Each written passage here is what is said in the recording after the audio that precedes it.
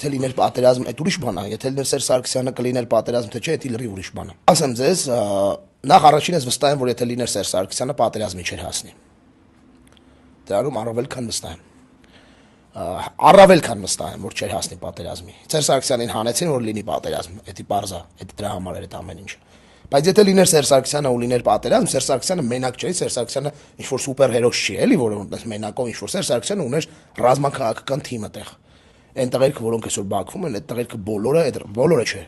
Իհարկե նվազագույնը մի մեծ բացառությամբ, են կենթանին կապ չունի դրա հետ Արայիկը Հարությունը։ Բոլոր այդ տղերքը այդ ռազմաքաղաքական թիմի մաս էին կազմում, ժողովուրդ ջան։ Այդ տղերքին ես եմ տեսել սաղ ընթացքում պատերազմի, թե ինչ տեսակի, ինչ ձև էին տանում այդ ամեն ինչը։ Ոնց էին տանում այդ ամեն ինչը, ինչքան ծանր էին տանում այդ ամեն ինչը։ Հնարավոր էր ոչ միայն կասեցնել, այլև պրոստը այնց հետ շպրտել, որ թուրքերը կյանքում երկրորդ անգամ չգային։